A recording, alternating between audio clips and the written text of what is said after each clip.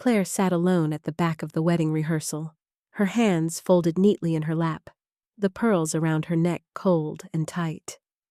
She watched her daughter, Allison, glide across the room in a sea of white lace, glowing, laughing, radiant. Every guest turned to admire her. But Claire? She could barely breathe. They called it a perfect match. Allison and Ryan. A love story made for magazines, as everyone kept saying. He was the CEO's son, Ivy League educated, handsome, and kind. She was brilliant, charming, and raised by a single mother who never let her feel the absence of a father. Except, he wasn't absent. He was hidden. Claire's hands trembled in her lap. She hadn't planned on staying long. Just one look at Allison in that dress. One glance. Then she'd leave, quietly. But then Ryan walked in, and Claire's world stopped. His jawline, his smile, even the way he adjusted his cufflink. It was him. The resemblance was so precise, it knocked the air from her lungs. And suddenly, 28 years of silence screamed inside her head. This can't be real. She blinked, hard, but he didn't vanish. He crossed the room and kissed Allison gently on the cheek, laughed with her, touched her waist. Claire felt the room tilt. She clenched the edge of the pew, her pulse thudding in her ears like war drums. It's not possible. Unless... Her eyes searched his face. The eyes, the dimples, the way he held his shoulders. She knew that posture, had loved that face, had once trusted the man it belonged to. His name was Thomas, Allison's father, and there, in front of her, was Thomas's son. Claire stood abruptly. Her chair scraped the wood floor like a scream. Allison turned. "Mom, you okay?" Claire forced a smile and nodded. "Just dizzy. I'll get some air." "Want me to come?" "No, sweetheart. I'll be fine." Outside, the wind slapped her skin awake. She gripped the iron railing of the church steps, chest rising and falling like she'd just run a marathon. Thomas had never known about Allison. After what he did, she never told him. And now, decades later, his other child was about to marry her daughter. Her fingers curled into fists. She had a decision to make. Let the wedding happen and live with what she knew, risking a lifetime of genetic consequences and emotional devastation. Or tell the truth, a truth that would ruin everything. Claire closed the door of her car with trembling hands, her reflection in the rearview mirror pale and unfamiliar. Her heart was racing, but her thoughts were louder than the pounding in her chest. She had buried this part of her life so deep, she thought it would never surface again. But now, it stood in a tuxedo, laughing with her daughter, and everything she tried to forget came roaring back like a tidal wave. Thomas. The name tasted bitter in her mouth even now. She had been 29 when she met him, charismatic, successful, 10 years older, and completely unattached, or so she believed. Their affair lasted 3 months, stolen weekends, whispered promises. Then one afternoon, she walked into a restaurant and saw him at a table, with a woman and 2 children. His real family. Claire never confronted him. She walked away, disgusted and humiliated. A month later, she discovered she was pregnant. She considered telling him, but the thought of being just another problem he'd hide made her sick. So she stayed silent. Raised Allison alone. Told everyone the father was a college boyfriend who'd disappeared. She worked 2 jobs, missed meals, gave up everything so her daughter would never feel the shame she once did. But now, Claire's silence had become a loaded weapon aimed at her own child. She pulled out her phone and scrolled until she found the old folder. Pictures of Thomas, screenshots of his company's page, an old article featuring his wife and children. Her thumb hovered over the son's name, Ryan Mercer. She felt nauseous. She opened another app and searched his background. There it was. His full name, birth date, alma mater, job, but no mention of his parents. Nothing confirming what she feared. She needed more. Something concrete. something she could take to a doctor.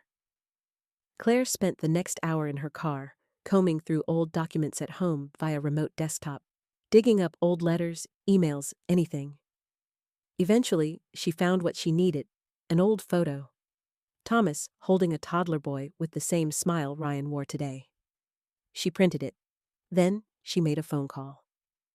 Dr. Mendelssohn's office, how can I help you? This is Claire Whitmore, she said, trying to steady her voice.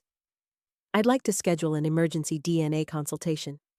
I need to confirm a biological relationship before a wedding. The woman on the other end hesitated. Do you have legal guardianship or consent from both parties? No, Claire whispered. But if I'm right, this marriage can't happen. That night, she sat alone in her kitchen. The clock blinked 1:12 a.m. Her tea was cold. Her thoughts were colder. Allison had texted hours ago. Ryan says you seemed off today. Everything okay? Claire didn't respond. She couldn't. She watched the photo of Thomas and his son on the table. Then the one of Allison on her high school graduation day. And she cried. Not out of fear, but because she realized the life she built on silence was now cracking beneath her. And if she didn't act fast, her daughter would be the one who paid the price. Claire woke up before the sun, though she hadn't truly slept at all. Her body had been in the chair all night, stiff and aching, her mind spinning with the weight of every choice she'd ever made. On her lap were two photographs, one of Thomas, holding his toddler son, and another of Allison on her high school graduation day, beaming with the same proud tilt of the chin. There was no denying the resemblance. And the more she tried to rationalize it as coincidence, the more her gut screamed otherwise.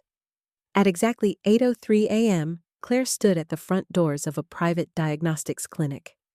Her coat was buttoned, her hands cold, but her voice was steady. She had already prepaid the consultation fee online, unwilling to leave any trace of hesitation. I can't force him to give a DNA sample, she said to the technician, her eyes sharp. But I can provide mine, and I can get a sample from my daughter. The woman behind the desk paused. Are you saying this is for a paternity test? Claire nodded. Half-sibling comparison. I believe the man my daughter is about to marry might be her biological half-brother. The air in the room went dead still. The woman didn't blink, didn't gasp, just typed. We'll need toothbrushes, hair samples, anything with epithelial cells. I can get them, Claire said without hesitation. Today. By noon, she had both. Allison's toothbrush was easy. Claire had bought it herself and replaced it just last week. As for Ryan's, she paid a discreet visit to the hotel where he was staying, under the guise of dropping off a wedding gift from Allison's mother. She asked the maid for a minute to leave it in his bathroom. The woman smiled and walked away. Claire didn't hesitate. She found the toothbrush immediately. Blue handle, worn bristles. Her fingers trembled as she slid it into a sealed bag. Guilt rose like acid in her throat, but she swallowed it down. There was too much at stake.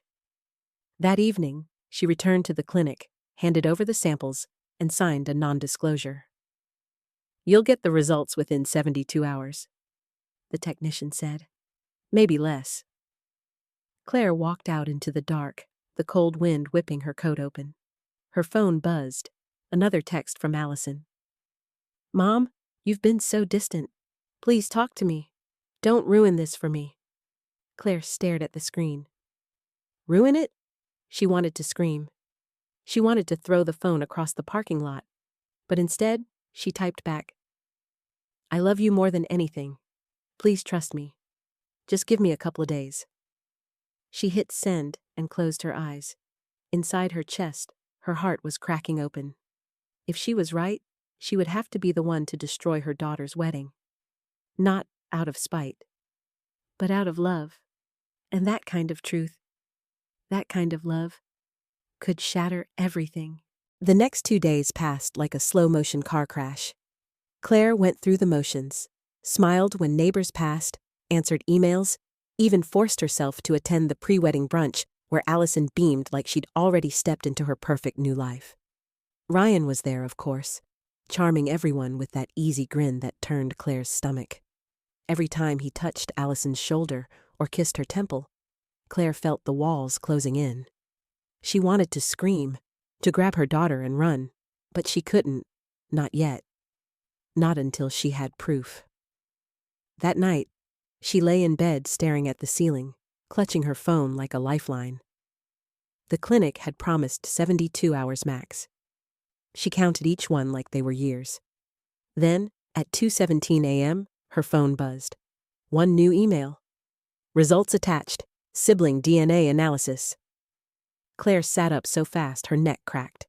Her hands shook as she opened the attachment. She didn't need to read the whole thing. The top line said it all. Probability of half-sibling relationship, 99.998%.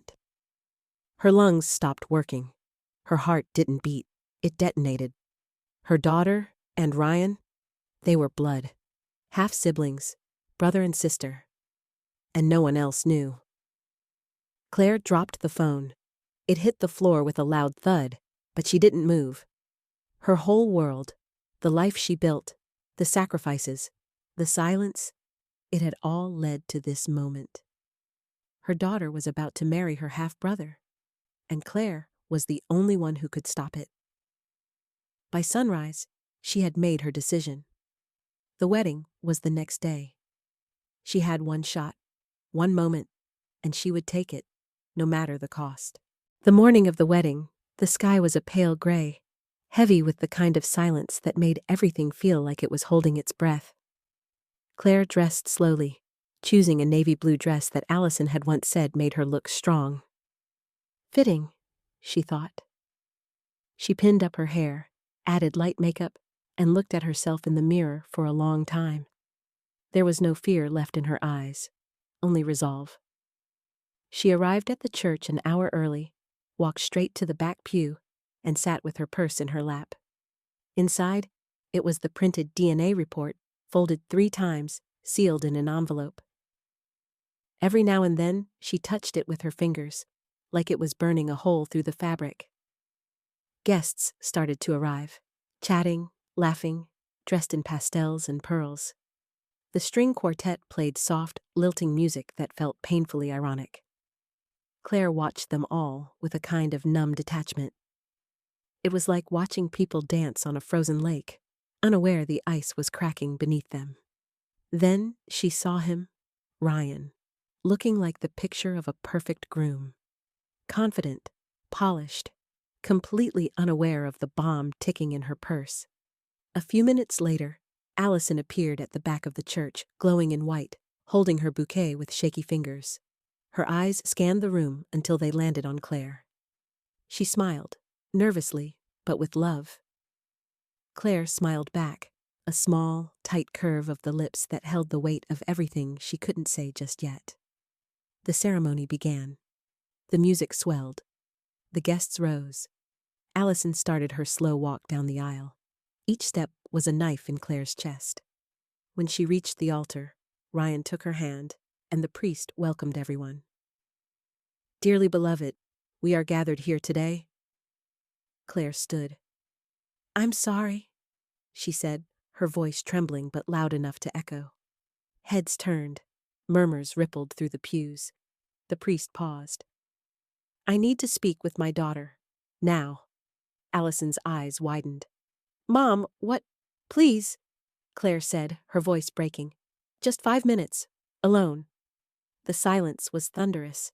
Ryan looked confused. The guests exchanged glances. Claire walked slowly down the aisle, envelope in hand, past every stunned face, every forced smile, every fragile illusion. She reached Allison, took her gently by the arm, and whispered, "It's urgent. It's about him." Allison hesitated, then nodded, her face pale. They stepped into the church's side room, and Claire shut the door behind them. "What the hell are you doing?" Allison asked, her voice shaking. Claire handed her the envelope. "Read it." "Mom, if this is some last-minute sabotage..." "Read it." Allison tore open the envelope, pulled out the report, scanned the first lines, and froze. Her breath caught. Her lips parted, but no sound came out. Her knees buckled, and she grabbed a chair. This isn't real. This can't be real. I'm sorry, Claire said, tears welling. I didn't know until I saw him. I didn't know he was Thomas's son. Thomas? Your father. Claire's voice cracked. I never told you who he was. I thought I was protecting you. I thought silence would be safer. I was wrong. Allison's hands trembled as she held the paper. You let me fall in love with my brother. I didn't let you. I didn't know. But now I do, and I had to stop it. For a long time, Allison said nothing. Then she stood, eyes glassy, cheeks flushed. I need a minute. She walked to the door, opened it, and walked back into the church alone. Claire stood there, frozen, with only the echo of her footsteps and the scent of lilies in the air. Claire didn't move. Her legs refused to follow. She stood in that tiny side room, staring at the half-open door, heart pounding so hard it drowned out the muffled gasps and whispers coming from the church beyond. Minutes passed, or maybe it was only seconds. Time didn't exist in that moment. Then the music stopped. A hush fell over the guests. Claire heard the priest ask something, low and confused, and then silence. A silence so deep it felt like the building itself was holding its breath. She finally stepped out, her heels clicking softly against the stone floor. Everyone had turned toward the altar, but no one was speaking. Allison stood there alone, bouquet lowered, dress trembling around her ankles. Her lips were parted like she was searching for the right words, but nothing came. Then she slowly turned to Ryan, who stood in stunned stillness. Do you know a man named Thomas Mercer? She asked, her voice raw, cracking. Ryan blinked. That's my dad. Why? Her chin lifted, but her voice broke.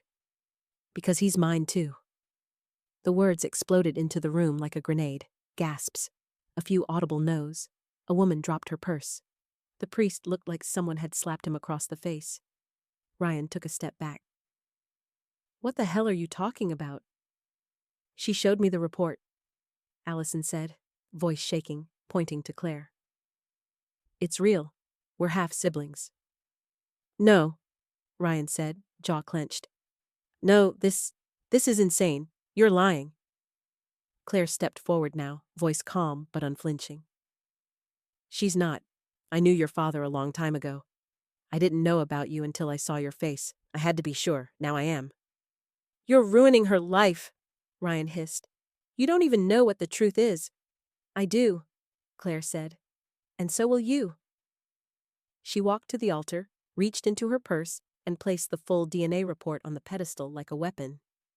You can deny it all you want, but science doesn't lie. Ryan stared at it. His hands trembled. His lips moved, but no words came. He turned and stumbled down the aisle, past rows of stunned guests, shoving the doors open into daylight. Allison stood frozen for a moment longer, then slowly lowered her bouquet onto the altar. She didn't look at Claire, didn't speak, just walked away, dazed, broken, trying to breathe in a world that had suddenly turned upside down. Claire was left standing there, surrounded by silence and wreckage. Every eye in the room on her, every judgment heavy as stone. But beneath it all, one truth anchored her. She had saved her daughter from a lifetime of unforgivable heartbreak. Even if it meant becoming the villain in her story. The church emptied in fragments, first whispers, then shuffles of shoes, then chairs creaking as guests slipped out in stunned silence. No music, no laughter, just the echo of what was supposed to be a perfect day collapsing into something unspeakable. Claire stood alone at the front, staring at the altar, unable to move. The bouquet still lay there like a symbol of everything that had just died. Allison hadn't said a word to her. She hadn't looked back. And Claire didn't blame her. She didn't expect gratitude or understanding. She'd chosen the truth over comfort, and now she had to live in the ruins. Eventually, the priest approached, his voice gentle but unsure. "Is there anything I can do for you, Mrs. Whitmore?" Claire shook her head. Number I did what I came to do. She walked out slowly, the morning sun sharp and indifferent. Outside, photographers were confused, guests were consoling one another, and somewhere down the street, Claire spotted Ryan, pale, shaking, leaning against a wall with his head in his hands. She turned away. She didn't need to speak to him. Not now. Maybe not ever. Back at home, the silence was deafening. She set her purse down, took off her coat, and sat at the kitchen table. The teacup she hadn't touched since the night she got the email was still there, stained and cold. Hours passed. No calls, no texts, nothing. Around sunset, her phone finally lit up. Allison. One word. Come. Claire didn't hesitate. She drove to Allison's apartment with her stomach in knots, unsure what she would find. A daughter ready to scream, or one too shattered to speak. When Allison opened the door, her face was blank, drained, hollow. She stepped aside wordlessly. Claire walked in, heart pounding. "I never wanted to hurt you," she said softly. "But I had to." Allison stood still. "How long did you know?" "I didn't. Not until I saw him at the rehearsal." "And you're sure?" "Really sure?" Claire nodded. "I tested everything. I have no doubts." Allison sat down on the couch, curling her knees into her chest like she used to do as a child. "He was everything to me, my best friend." My future Claire swallowed. "I know. That's why I had to stop it before it was too late." A long silence passed between them. Then Allison whispered, "Why didn't you tell me about him sooner?" "About my father?" Claire lowered herself into the armchair across from her. "Because I was ashamed. Because I wanted you to have a clean slate. I thought hiding him was the kindest thing I could do." "It wasn't," Allison said. "It was a lie." Claire nodded slowly, painfully. "Yes, it was." Another silence. And then, finally, Allison's voice broke. "I hate you right now." Claire felt that sentence hit every bone in her body. "I know. But I don't think I'll hate you forever." Claire's breath caught. She didn't answer. She couldn't. She just sat there, quiet, steady, broken, but still holding on. Because even if it took years, even if it meant rebuilding everything from ashes, she would be there. Always. No matter what. Days passed in strange, echoing silence. The wedding photos were never printed. The dress stayed zipped in its bag, untouched. Invitations that had once brought joy were now reminders of a day no one could speak about. Claire kept to herself, not pushing, not calling, just waiting. Allison needed space, and Claire would give it, even if every hour without her felt like bleeding in slow motion. She tried to go on. She walked through grocery stores like a ghost, stood in line at the pharmacy while people whispered behind her back. Some of them knew. Small towns always knew. "That's her," she heard someone murmur near the bakery aisle. "The one who stopped her own daughter's wedding?" But they didn't know the truth. They only saw the wreckage, not the grenade that had been ticking beneath their lives for nearly 30 years. Then, one evening, as Claire stood in her kitchen cutting vegetables she didn't plan to eat, the doorbell rang. She opened it, and there stood Allison. No makeup, hair pulled into a messy bun, eyes swollen but clear. She held a box. Claire stepped aside wordlessly, heart pounding so loud she couldn't hear the wind outside. Allison walked in, set the box on the table, and opened it. Inside were photos, hundreds of them. Her childhood, birthdays, school plays, vacations. "I looked through every picture I could find," she said quietly, trying to find some clue, some hint that this was all building to that day. Claire watched her carefully. "And?" "There wasn't one," Allison sat down. It was all love, that's what I saw. Even when I didn't know it, you were always trying to protect me. Claire sat down across from her, too afraid to speak. I'm still angry, Allison said, her voice cracking. And I don't know when that will change. But I also know that if you hadn't said anything, if you'd let me marry him. She trailed off. The weight of what nearly happened was too much to finish. You saved me, in the worst possible way.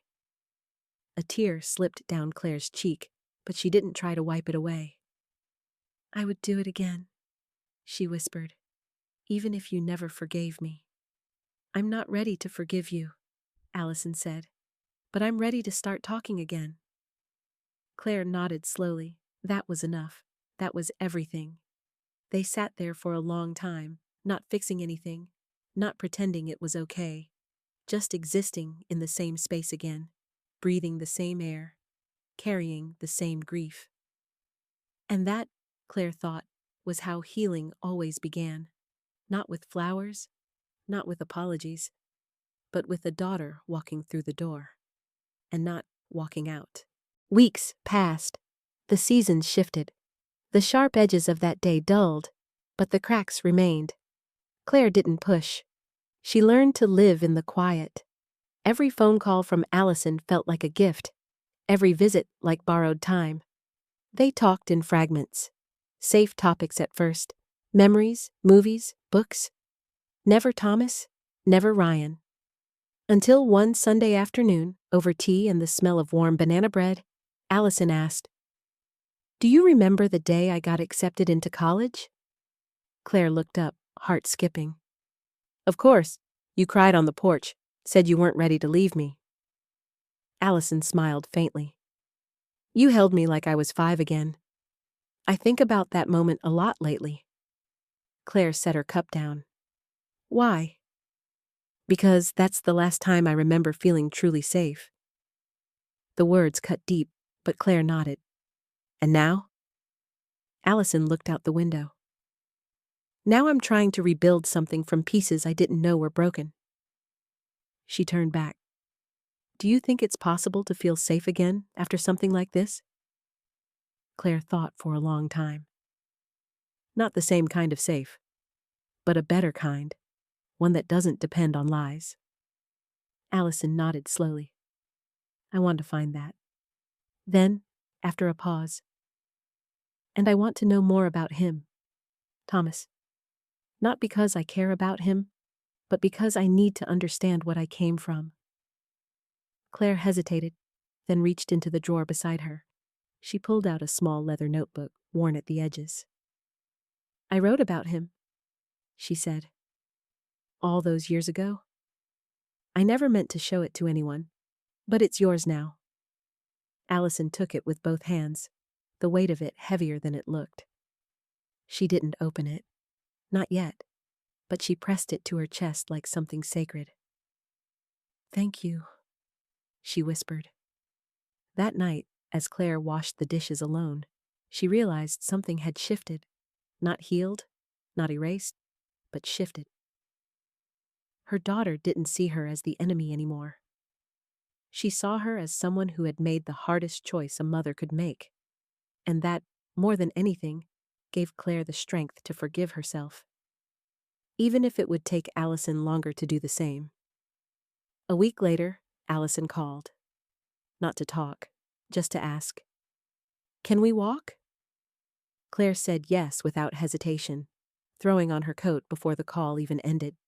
They met at the old trail near the lake, the same one Claire used to take Allison to when she was small, back when scraped knees and lost stuffed animals were the only tragedies they knew. The air was crisp, leaves crackled underfoot. They walked in silence at first, the kind that used to feel heavy, but now felt honest. Finally, Allison spoke. I read the whole journal. Claire's heart skipped. And? He was a coward, she said. But he gave me life. And you gave me everything else. Claire swallowed hard, her eyes fixed on the path ahead. I never wanted you to carry his shame. That's why I kept it buried. I know that now, Allison said. But you also buried part of me. The part that needed to know where I came from. She paused. And when the truth came out, it almost killed me. Claire stopped walking. I know. But you did the right thing. The hardest thing. You stood up in a room full of people and chose pain over comfort, truth over silence. Allison turned to face her. That takes guts. I don't know if I would have done the same. Claire blinked back the sting behind her eyes. I would have let them all hate me if it meant saving you. I did hate you, Allison said. But only because the truth hurt so damn much. She looked out at the water, the wind teasing her hair. Now I think I'm starting to understand what love really is. It's not fairy tales and perfect weddings. It's sacrifice. It's honesty, even when it shatters everything. Claire stepped closer. You don't have to forgive me. I'm not there yet, Allison whispered. But I'm here, and that's something. Claire nodded slowly. That's everything. They stood there a while, just watching the lake. No grand speeches, no dramatic hugs. Just a quiet, tentative peace between a mother and daughter who had both lost and saved each other in the same breath. Later that night, Claire sat at her kitchen table again, tea in hand, the journal gone from the drawer. In its place, a single photo of Allison as a child, smiling in the sun.